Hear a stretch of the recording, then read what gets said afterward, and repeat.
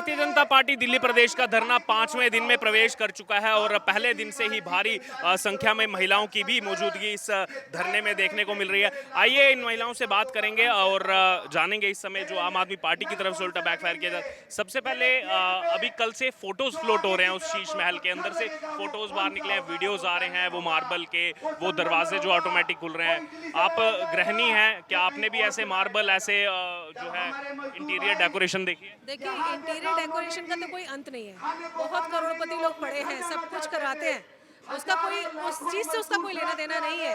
मगर बात सबसे बड़ी है कि जिस वायदे को लेकर मुख्यमंत्री अरविंद केजरीवाल जी आए थे, आम आदमी पार्टी जिन्होंने बनाई, आम जनता बन के आए थे, तो मेन मुद्दा ये है कि आपने आम जनता को तो छोड़ दिया आम खाने के लिए, वो बेचारे आम चूस रहे, उनका तो आपने रस निकाल दिया और आप बन के राजा की तरह बैठ गए महल में।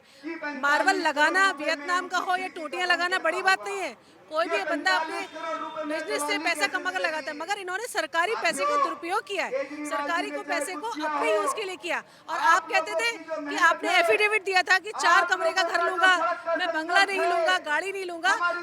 हमारा सबका मुद्दा यही है कि भाई आपने वो सब काम करके दिल्ली की जनता को ठगा है। आप देखिए कितनी महिलाओं के राशन कार्ड नहीं बन रहे, आपने उनको सस्पेंडेड कर रखा है।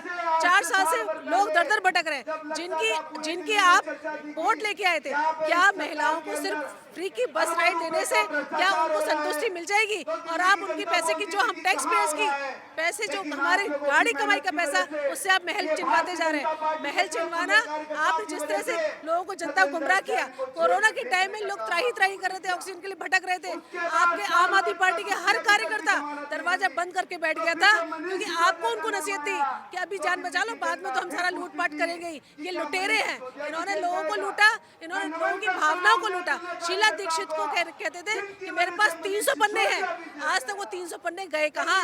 उन्होंने उनको, बेचारी स्वर्गवासी हो गई, उनकी आत्मा को इतना झकझोरा है, उनको हर तरह का करप्शन का आरोप लगाया।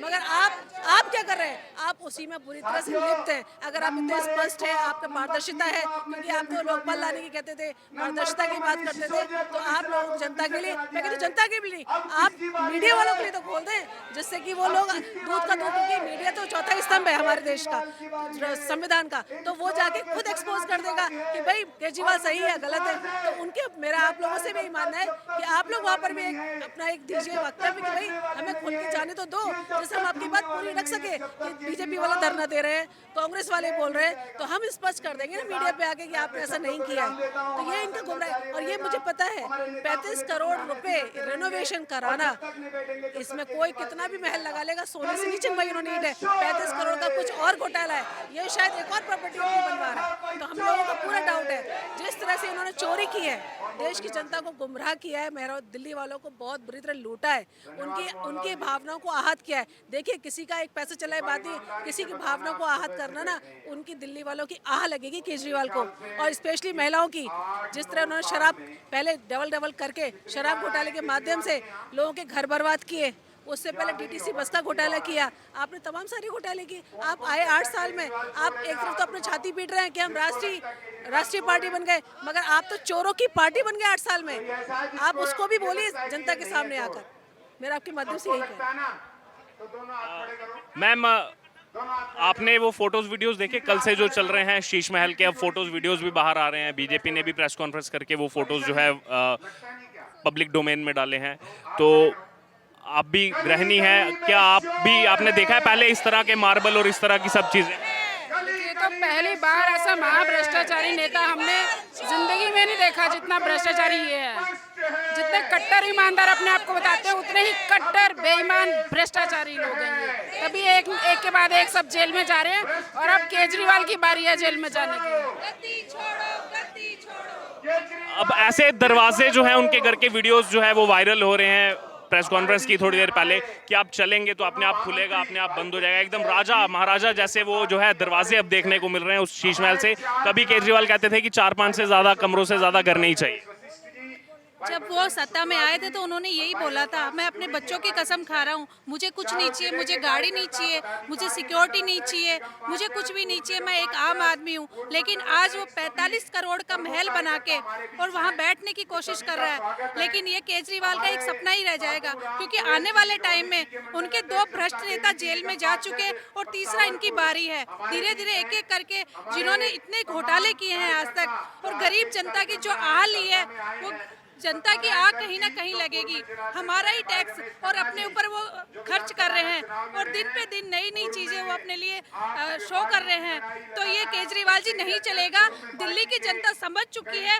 आने वाले टाइम में आपकी जो हालत होगी वो आप खुद जानते हो या ये दिल्ली की जनता जानती है। मैं यही कहना चाहूंगी कि अभी भी समय है, आप संभल जाइए और जो जनता का कष्ट का पैसा है वो जनता को के उसमें लगाइए।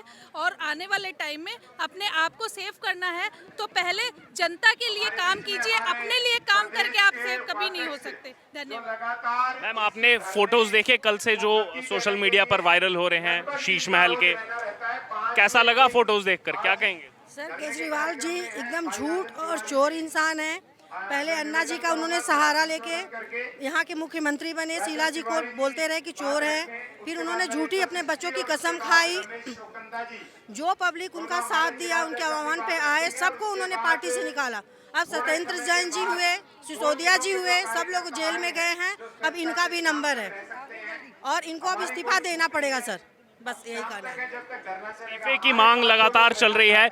इस बीच मनीष सिसोदिया का नाम कल ईडी ने चार्जशीट में दिया शराब घोटाले को लेकर के। मनीष सिसोदिया का नाम, हाँ जी, तो सही आया है ना। मनीष सिसोदिया ने शराब घोटाला किया है और उसका 100 करोड़ का शराब घोटाला किया है उसने।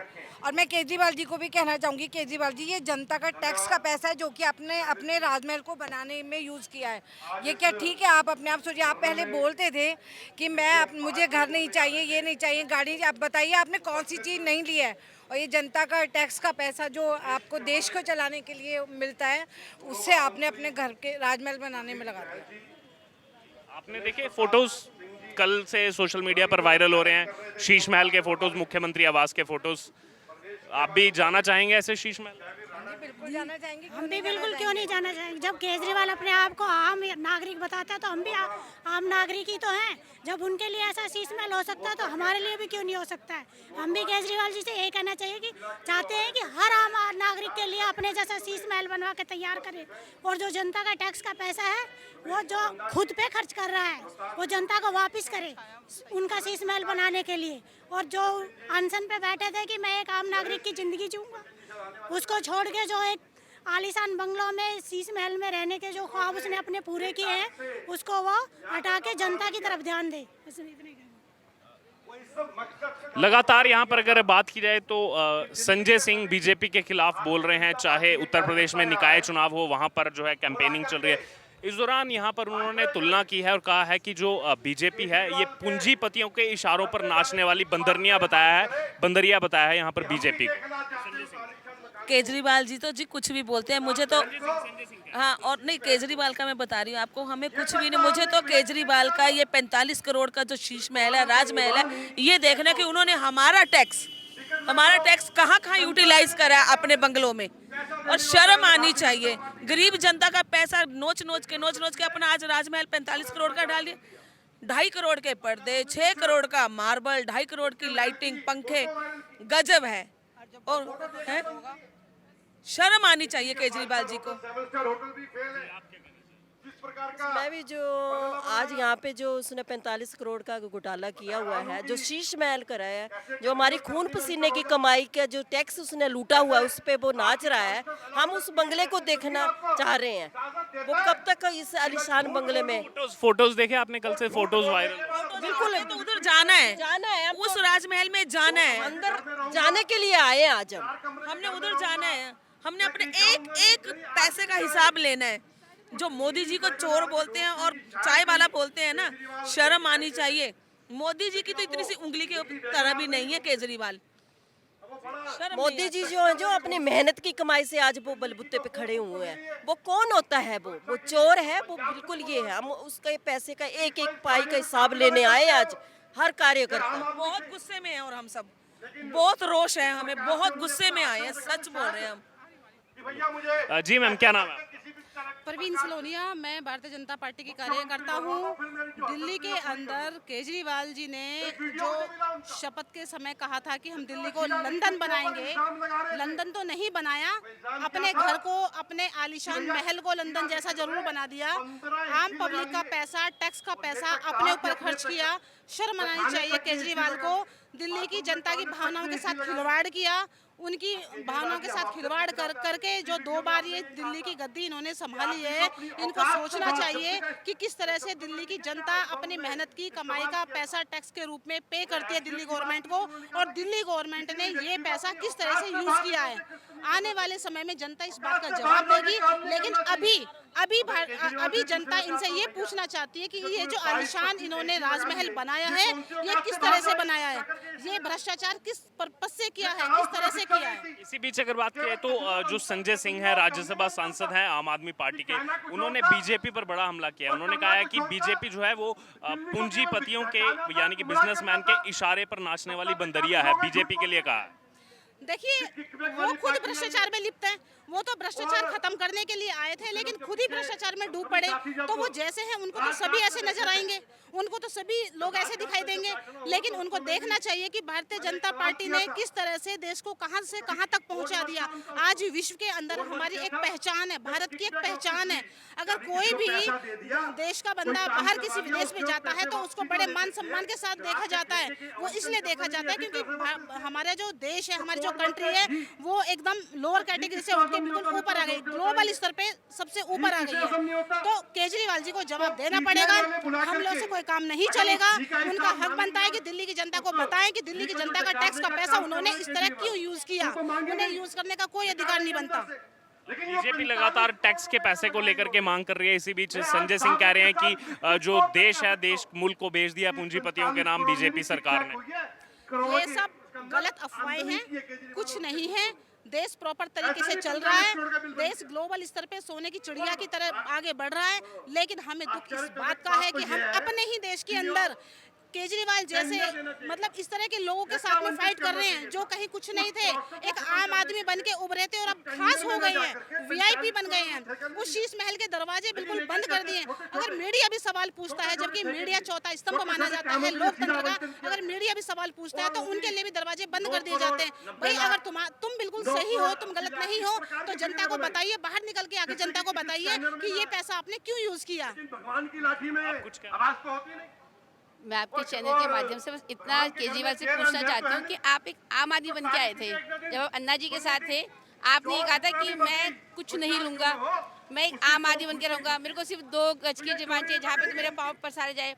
तो आज आप दूसरों को हम पूछते हैं कि आपने इतना पैसा लगाया, तो हमसे पूछते हैं कि फलाने से पूछ के आओ, फलाने से पूछ के आओ। हम कहते हैं हम सब तो इससे पहले से ही थे। आपने ये कहा था कि मैं आऊँगा तो सब भ्रष्टाचार दूर कर दूंगा। तो ये बताइए आपने क्या किया? आप आम से आज तो आप खास से भी खास बन गए, आप तो वीआईपी बन गए। इसी बीच जो शराब घोटाला जिसको लेकर के लगातार नए अपडेट आ रहे हैं, अब पहले सीबीआई ने मनीष सिसोदिया का नाम चार्जशीट में डाला, अब ईडी ने भी चार्जशीट में मनीष सिसोदिया का नाम डाल दिया। केजरीवाल जी भी आएंगे, वो आ चुके हैं, वो भी आएंगे। क्यों? क्योंकि जब तक हैंड ओवर हेड मेन होता है, उसके इशारे पर कोई काम नहीं होता। वो क्या सोचते कि मैंने किसी मंत्रालय में अपना हाथ नहीं लिया है तो उनके ऊपर कोई उंगली नहीं उठेगी। जब मेरे घर में कोई काम हो रहा है तो मुखिया को नहीं पता होगा मेरे घर में क्या हो रहा है। तो ये सब आएंगे जी, ये जितने भी कहते हैं हम आम है, सबसे ज्यादा वीआईपी यही लोग हैं। इनसे आज आप कुछ पूछेंगे ना तो ये उल्टा हम पे सवाल करते हैं कि आपके मंत्री, आपके मुख्यमंत्री, अरे हमारे तो पहले से मुख्यमंत्री पे आप कह रहे थे कि हम लोग तो बहुत वीआईपी में रहते हैं, तो आप कहाँ हो? आप तो हमसे 2 कदम आगे निकल गए हो, तो कहाँ से आम हो आप? हम ये पूछना चाहते हैं।